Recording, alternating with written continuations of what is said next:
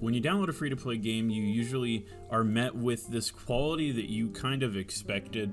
And of course, there's going to be outliers, games like Team Fortress 2, Dota 2, League of Legends, card games, or games that were once paid but have reached a point in their life where they're free now to gather a larger base. And then there's games like Heroes and Generals, which was released in 2016 by Redomoto on Steam, and it just got recently added to the Epic Game Store. In this game, you play as one of three factions: America, Germany, and the Soviet Union, and you fight for control of areas during World War II, and you have to rise through the ranks in large-scale battles in a variety of game modes, like Assault, where two sides fight for positions around a map. The game has a really high learning curve just in its menus alone, and to be honest, I haven't really successfully navigated my way through everything there. I bring this up because Heroes and Generals is not the diamond in the rough that games like Team Fortress 2 are, nor is it explicitly just a horrible game that you shouldn't play. It's just Heroes and Generals. My reasoning for this is kind of simple, and it's just because I think that this could easily pass off as a mobile game, and I wouldn't have been surprised at all. The design of the game is very simplistic, with characters, environments, and vehicles that are really basic and not really unique in any way. The maps are small, tight, and have very little in the way of variety. And I don't want you to take this as a solely bad thing, because mobile games today can be pretty good with how strong our phones are.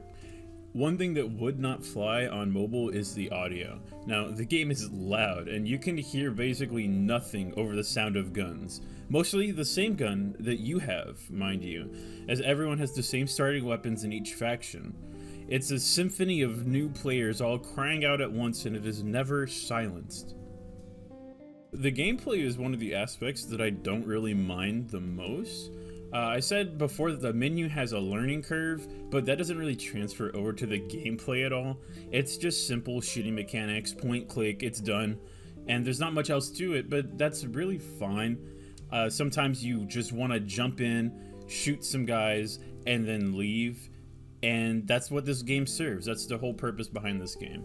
There's no huge time investments like in a Battlefield game, and it's just slow paced enough to not be as arcadey as Call of Duty. And there's a lot of fun ways to actually like interact with your opponents instead of just shooting them. Like, I like to just take the cars and hit them, and they ragdoll and fly away at the speed of light. And while I like the gameplay, I've only ever used one or two guns because of the progression system, which is my biggest gripe with the game.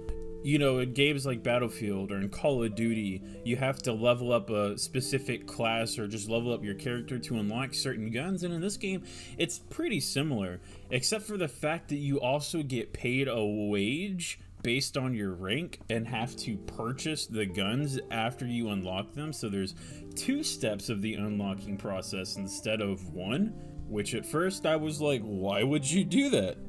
And then I realized that this game is free to play and it's basically a mobile game, so it's gonna have hella microtransactions in the game. And oh, microtransactions it doth have. You see, you can buy the guns with the in-game currency that you earn through grinding through the game, or you can just purchase, I believe it's gold, to purchase the gun right off the bat, and then you have it and it's great, it's fine. I don't want to say this is pay to win, because the guns that you have are just fine, and you can do just fine against people with the other guns, but it is definitely a barrier that is easily crossed with money that you have to actually like work towards if you don't have like a bottomless pocketbook. And I for sure stated in my Rogue Company video how much I hate microtransactions and how I think that they're a bane to our hobby, and that gamers are becoming very accepting of them.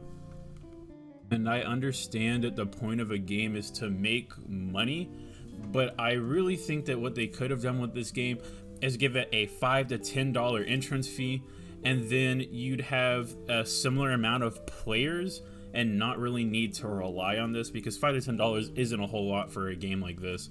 And then you'd have a similar amount of players that are playing it now and be able to have like maybe cosmetics or something that doesn't really impact the flow of the progression of the game.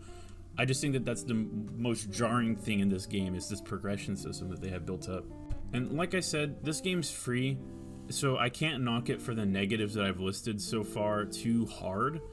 It's a free game that satisfied my urge to play a World War II shooter and had some decent gameplay, although the big thing is that it doesn't compare to its paid competitors in this genre at all.